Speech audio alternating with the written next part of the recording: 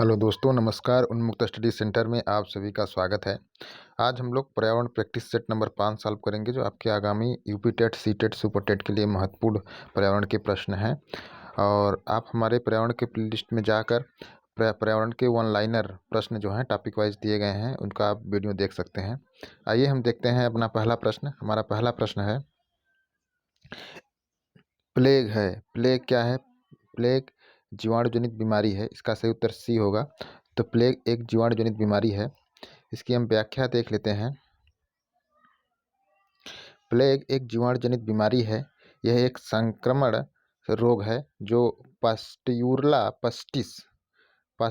पस्टिस नामक जीवाणु के कारण फैलता है। ठीक है।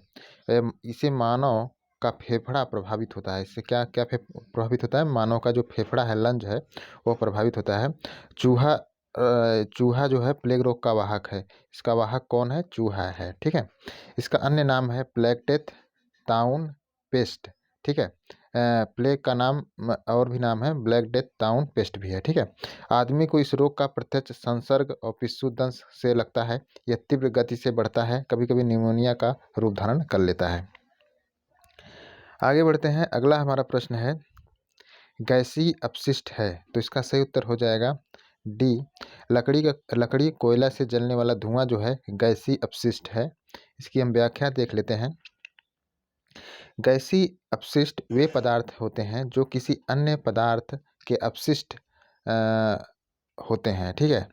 और गैसीय रूप में होते हैं। जब किसी अन्य पदार्थ के अपशिष्ट होते हैं तथा गैसीय रूप में होते हैं, इन्हें गैसीय अपशिष्ट कहा जाता है। इससे पर्यावरण प्रदूषण होता है, जो मुख्यतः वायु प्रदूषण का कारण बनता है।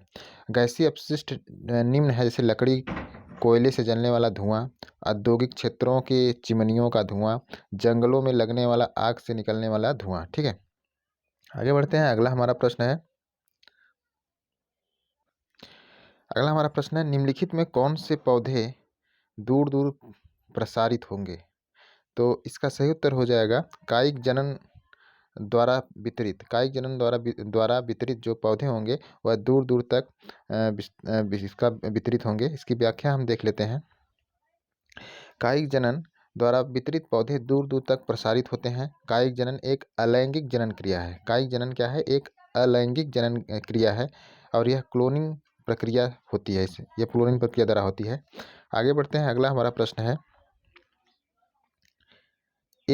जब एक जीव लाभ लेता है बगैर दूसरे सहवासी जीव को प्रभावित किए तो कहलाता है। तो ये कहलाता है सहभोजी। ठीक है। जब एक जीव लाभ लेता है बगैर दूसरे सहवासी जीवों को प्रभावित किए तो यह जीव क्या कहलाता है? सहभोजी। इसकी हम व्याख्या देख लेते हैं। सहभागिता या सहभोजी दो विभिन्न जीव जातियों के बीच एक ऐसी अंतःक्रिया होती है जिसमें एक जंतु को तो इस संबंध में से लाभ होता है, किंतु दूसरे जंतु को कोई हानि नहीं होती है। ठीक है। जैसे उदाहरण के रूप में देखेंगे, गैस्ट्रोपोड कवच में केकड़ा आकार रहता है, और कवच के ऊपरी समुद्री एनीमोन चिपकी रहती है। ठीक है। इसी प्रकार सार्क से पेट्रोमाइजोन चिपकी रहती है। हेलो से समुद्री वर्निकल चिपके रहते हैं। ठीक है।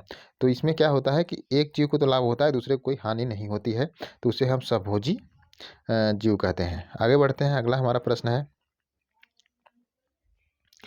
जब मोर सांप को खाता है तो सांप कीड़ों को खाता है, कीड़े हरे पौधों को खाते हैं, तो मोर का पोषण तल होगा। तो मोर का जो पोषण तल होगा खाद्य पिरामिड के शीर्ष पे होगा। तो इसकी हम व्याख्या देख लेते हैं। देखिए, हरे पौधे कीड़े को खाता है, और फिर सांप जो है कीड़े खाता है, और सांप को मोर खाता है। ठीक है। तो इसमें देखेंगे जो हरे पौधे हैं उत्पादक हो जाते हैं और प्राथमिक उपभोक्ता होते हैं। कीड़ा जो होता है प्राथमिक उपभोक्ता होता है, सांप जो होता है द्वितीयक उपभोक्ता होता है, मोर जो होता है तृतीयक उपभोक्ता होता है। ठीक है। यानी मोर सांप को खाता है, सांप कीड़ों को खाते हैं, कीड़ा जो हरे पौधे को खाता है। तो इसमें उत्पादक जो हो जाएगा वो आपका उत्पादक जो हो जाएगा हरे पौधे हो जाएंगे, कीड़ा प्राथमिक उपभोक्ता हो जाएगा, सांप द्वितीयक, और मोर तृतीयक उपभोक्ता हो जाएगा। तो इस तरह से जो मोर है वह खाद्य श्रृंखला पिरामिड में शीर्ष स्थान पर है। ठीक है। आगे बढ़ते हैं। अगला हमारा प्रश्न है, निम्न में कौन सा कायांतरिक शैल का उदाहरण है? तो इसका सही उत्तर हो जाएगा संगमरमर जो है वह कायांतरिक कायांतरित शैल का उदाहरण है संगमरमर। इसकी व्याख्या देख लेते हैं। जब ज्वालामुखी क्रिया के फलस्वरूप तत्व मैग्मा बाहर निकलता है तो मैग्मा के संपर्क क्षेत्र की चट्टानें रूपांतरित हो जाती हैं। ठीक है, मैग्मा के जो संपर्क क्षेत्र की जो चट्टानें होती हैं रूपांतरित हो जाती हैं। इस प्रकार के रूपांतरण के कारण चूना पत्थर संगमरमर में परिवर्तित हो जाता है। कौन सा पत्थर? चूना पत्थर जो है संगमरमर में परिवर्तित हो जाता है। चूना पत्थर अवसादी तलछटी परतदार चट्टानों का उदाहरण है। ठीक है, आगे बढ़ते हैं। अगला हमारा प्रश्न है, महासागरों में निम्न कौन सा लवण सर्वाधिक मात्रा में पाया जाता है? तो इसका सही उत्तर हो जाएगा सोडियम क्लोराइड जो होता है वह महासागरों में सर्वाधिक मात्रा में पाया जाता है। इसकी व्याख्या देख लेते हैं हम। महासागरों में सोडियम क्लोराइड लवण सर्वाधिक मात्रा में पाया जाता है। जल में सोडियम क्लोराइड की मात्रा 35 ग्राम प्रति लीटर होती है। सोडियम क्लोराइड सोडियम का एक अकार्बनिक यौगिक है जिसका रासायनिक नाम सोडियम क्लोराइड है। इसमें एक अनुपात में सोडियम और क्लोराइड के आयन को दर्शाता है। राज्यसभा में होने वाली सभी सभाओं की अध्यक्षता कौन करता है? तो इसका सही उत्तर हो जाएगा उपराष्ट्रपति। उपराष्ट्रपति जो होता है राज्यसभा में होने वाली सभी सभाओं की अध्यक्षता करता है। इसकी हम व्याख्या देख लेते हैं। राज्यसभा भारतीय लोकतंत्र की ऊपरी प्रतिनिधि सभा है जिसमें 250 सदस्य होते हैं, जिनमें 12 सदस्य भारत के राष्ट्रपति द्वारा नामांकित होते हैं और 238 सदस्य का चुनाव होता है। राज्यसभा में सदस्य 6 वर्ष के लिए चुने जाते हैं। कितने वर्ष के लिए? 6 वर्ष के लिए चुने जाते हैं और 1/3 सदस्य जो है 2 साल में क्या होते हैं? सेवानिवृत्त होते हैं। भारत के उपराष्ट्रपति राज्यसभा के पदेन सभापति होते हैं। सभापति का कार्यकाल 5 वर्ष का होता है और उनका चुनाव अप्रत्यक्ष निर्वाचन द्वारा किया जाता है जिसमें दोनों सदनों के सदस्य हिस्सा लेते हैं। आगे बढ़ते हैं। अगला हमारा प्रश्न है, निम्न में से किस मिट्टी का विस्तार भारत के सर्वाधिक क्षेत्र पर है? तो इसका सही उत्तर हो जाएगा जो जलोढ़ मिट्टी है। जलोढ़ मिट्टी का विस्तार जो है भारत के सर्वाधिक क्षेत्र पर है। इसकी हम व्याख्या देख लेते हैं। भारत के सर्वाधिक क्षेत्रों पर जलोढ़ मिट्टी का विस्तार है। भारत के भूभाग के लगभग 40 से 45% भाग पर जलोढ़ मिट्टी पाई जाती है। जलोढ़ मिट्टी का निर्माण नदियों द्वारा बहाकर लाई गई मिट्टी से होता है। इस मिट्टी में पोटास, फास्फोरस, अम्ल, चूना, कार्बनिक तत्वों की अधिकता होती है, परंतु इसमें नाइट्रोजन, ह्यूमस की कमी पाई जाती है। तो जलोढ़ मिट्टी जो होती है उसमें पोटास, फास्फोरस, अम्ल, चूना, कार्बनिक तत्वों की अधिकता होती है, लेकिन इसमें नाइट्रोजन, ह्यूमस की कमी पाई जाती है।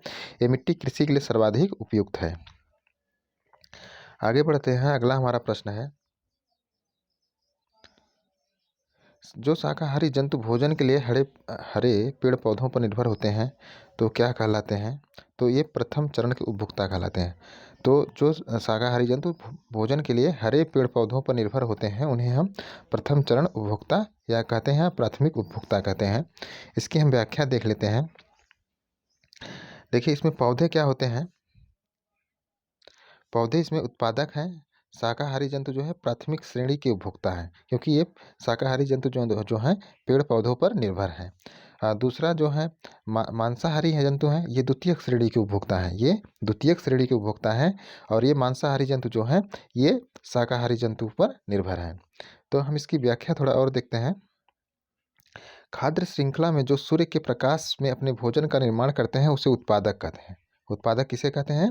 जो सूर्य के प्रकाश में अपने भोजन का निर्माण करते हैं उन्हें उत्पादक कहते हैं। जैसे पेड़ पौधों जो जीव इन पर उत्पादकों से अपना भोजन प्राप्त करते हैं उसे हम क्या कहते हैं? प्रथम श्रेणी का उपभोक्ता।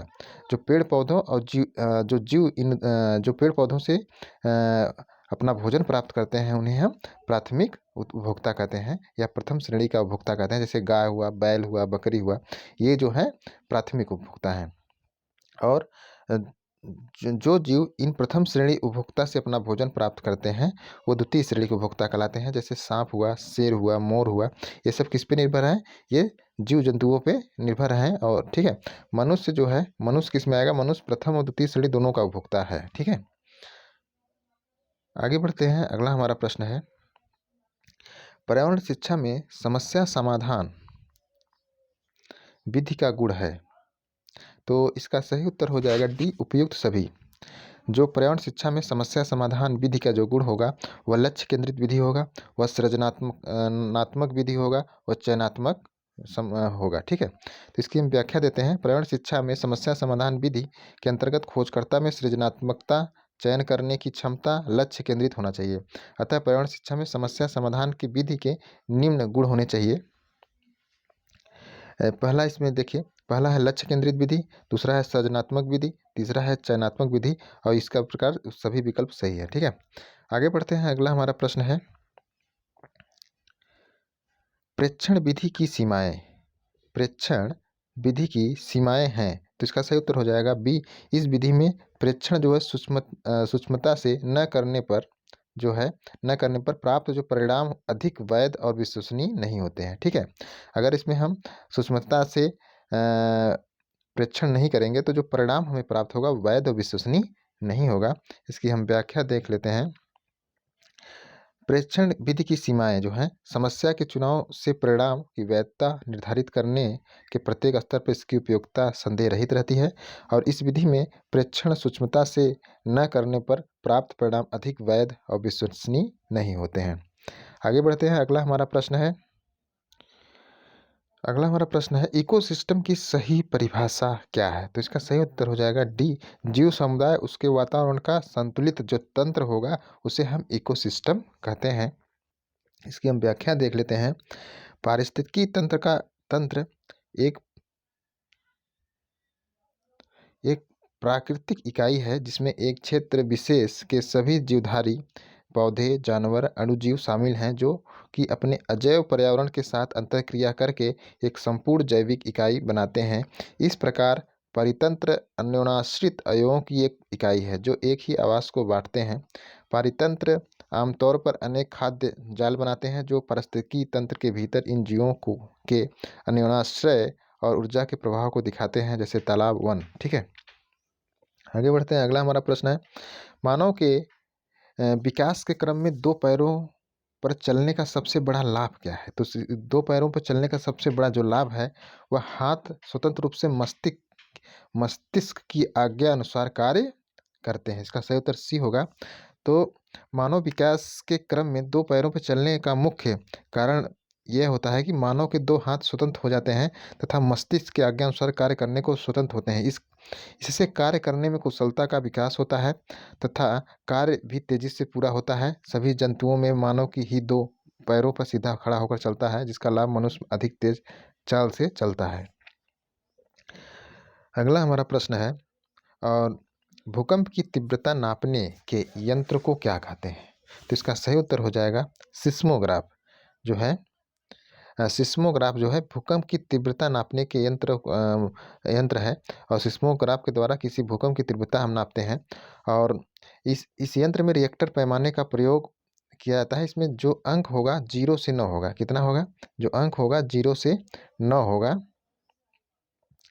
और प्रत्येक बढ़ता हुआ अंक भूकंप की बढ़ती हुई तीव्रता को प्रदर्शित करता है। अगर 0 से हम 1, 2, 3 की तरफ जाएंगे तो इससे इसके जो भूकंप की तीव्रता है वो बढ़ती है। अगला अंक पिछले अंक से 10 गुना अधिक भूकंप की तीव्रता को बताता है। ठीक है, ये जब 0 से 1 जाएंगे तो 10 अंक बढ़ेगा। ठीक है, 1 से 2 जाएंगे तो 20 अंक बढ़ेगा। तो ये 10 गुना, याद रखिएगा, 10 गुना अधिक भूकंप की तीव्रता बताता है। तो इस तरह से आज का हमारा प्रैक्टिस सेट था। कैसा लगा आप कमेंट करके ज़रूर बताइएगा। हमारे चैनल को शेयर और सब्सक्राइब करना मत भूलिएगा। Thank you.